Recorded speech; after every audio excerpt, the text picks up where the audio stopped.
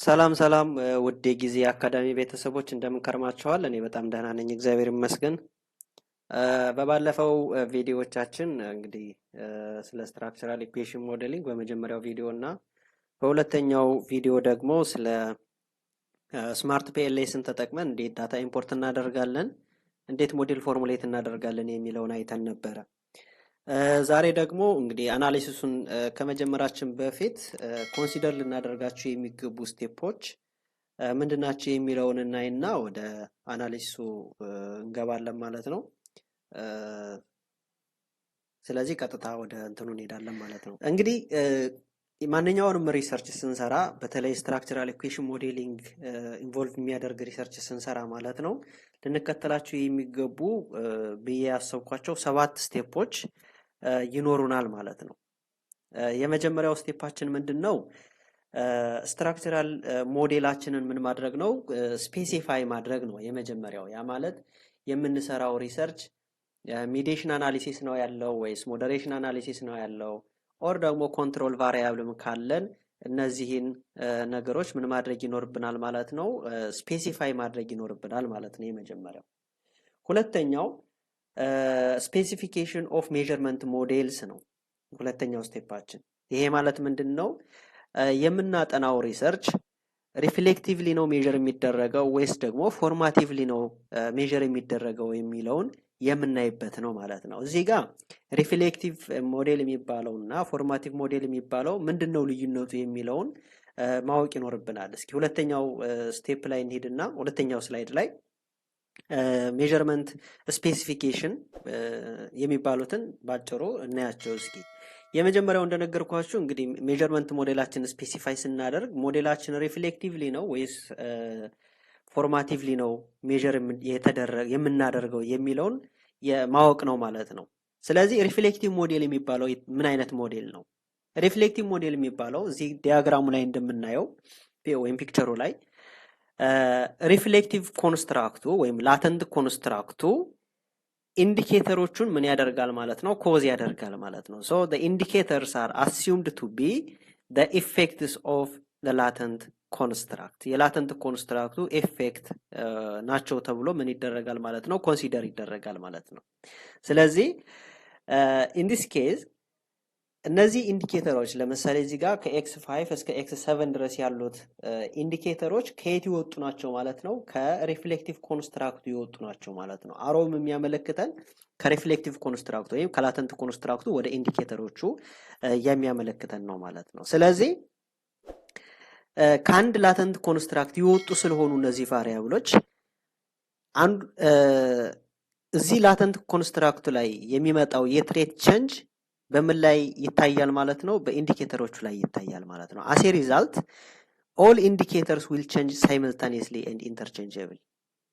ስለዚህ እዚህኛው ጋር ወይም ላተንት ኮንስትራክቱ ላይ ላተንት ቫሪያብሉ ላይ እዚህኛው ላይ ማለት ነው የሚመጣው ማንኛውም አይነት ቼንጅ ምን ላይ ቼንጅ ሊያመጣ ይችላል ሊያስከትል ይችላል ማለት ነው? ኢንዲኬተሮቹ ላይ ሊያስከትል ይችላል ማለት ነው። ስለዚህ ሪፍሌክቲቭ የምንለው ይሄ ነው ማለት ነው። እንግዲህ ሁለተኛው ደግሞ ፎርማቲቭ ነው። ፎርማቲቭ የምንለው ከዛኛው በተቃራኒ እዚህ ጋር የምናያቸው ኢንዲኬተሮቹ ከx1 እስከ x4 ድረስ ያሉት ኢንዲኬተሮች አንድ ላይ ሰብሰብ ብለው ምን ፎርም ያደርጋሉ ማለት ነው? y1 የተባለ ላተንት ኮንስትራክት ፎርም ያደርጋሉ ማለት ነው። ስለዚህ እነዚህ የተለያዩ ቫሪያብሎች ወይ የተለያዩ ኢንዲኬተሮች ሰብሰብ ብለው አንድ ቫሪያብል ምን ያደርጋሉ? ፎርም ያደርጋሉ ማለት ነው። ስለዚህ ኢንዲኬተርስ ፎርም the construct by means of linear combination. So the indicators are here are not interchangeable. They are not interchangeable. Interchangeable አይደሉም እና ፎርማቲቭ ቫሪያብል ላይ የሚመጣው የሚኖር ቼንጅ ኢንዲኬተሮቹን ምን ያደርጋቸውም አፌክት ያደርጋቸውም ማለት ነው። አፌክት ያደርጋቸውም። ነገር ግን ለምሳሌ ከዚህ ውስጥ x1 or x2 የተባለው ቫሪያብል ኢንዲኬተር ቢወገድ ወይም ብናስወጣው ፎርማቲቭ ላተንት ኮንስትራክቱ ምን አይሆንም ማለት ነው? ፉል አይሆንም ማለት ነው። ስለዚህ እነዚህ አንድ ላይ ሰብሰብ ብለው ነው ምን የሚፈጥሩልን ማለት ነው? ፎርማቲቭ ቫሪያብሉን የሚፈጥሩልን ማለት ነው። ስለዚህ ቫሪያብላችን ፎርማቲቭሊ ነው ወይስ ሪፍሌክቲቭሊ ነው ሜዠር የሚደረገው የሚለውን ማወቅ በጣም አስፈላጊ ነው ማለት ነው። እንዴት ነው የምናውቀው ነው?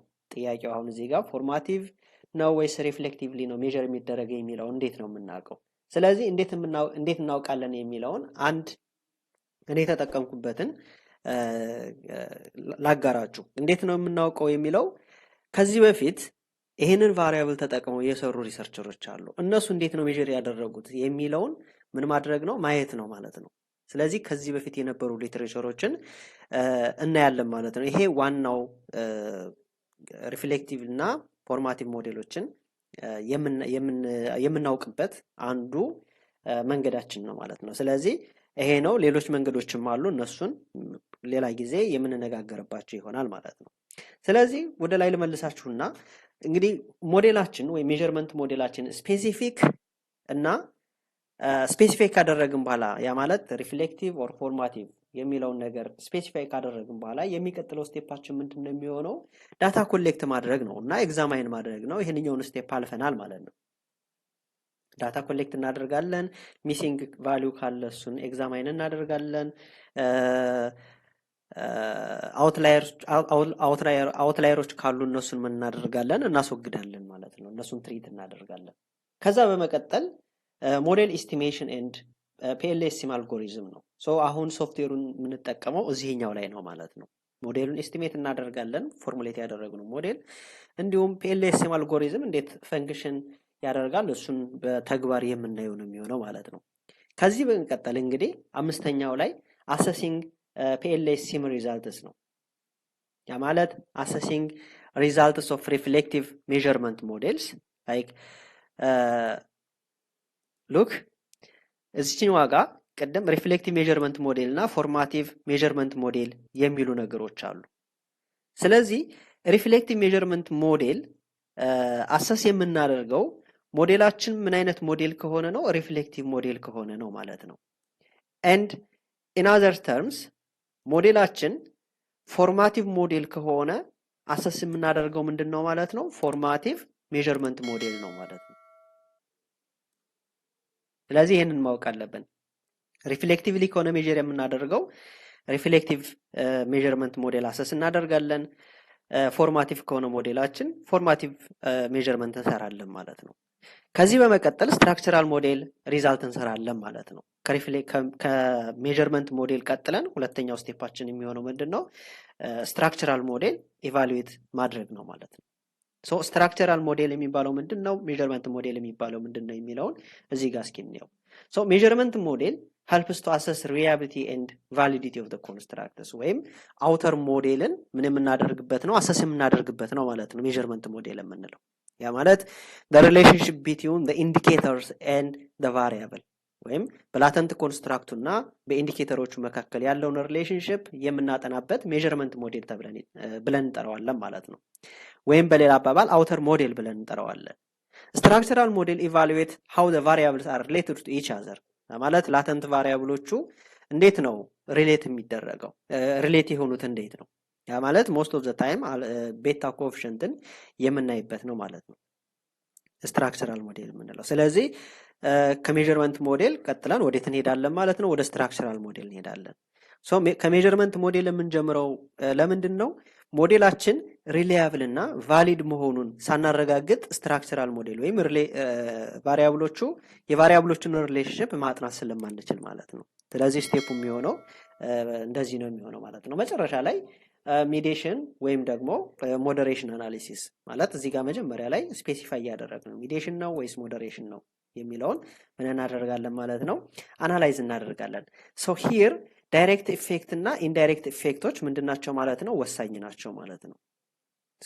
ዳይሬክት ኢፌክት እና ኢንዳይሬክት ኢፌክት እንዴት ነው አናላይዝ የሚደረጉት የሚለውንም እሱንም አብረን ምን የምናደርገው ነው የምናየው ነው ማለት ነው። ሌላኛው ምን አለ? ዘ ሰም ኦፍ ዳይሬክት ኤንድ ኢንዳይሬክት ኢፌክት ቶታል ኢፌክት የሚባል አለ። እሱንም አብረን የምናየው ይሆናል ማለት ነው። ስለዚህ ስቴፖቻችን እነዚህ ናቸው ማለት ነው። ከተመቻችሁ ላይክ እና ሰብስክራይብ እንዲሁም ለጓደኞቻችሁ ሼር እያደረጋችሁ እንድታበረታቱኝ ጠይቃችኋለሁ። አመሰግናለሁ። መልካም ጊዜ ይሁንላችሁ። ቀጣይ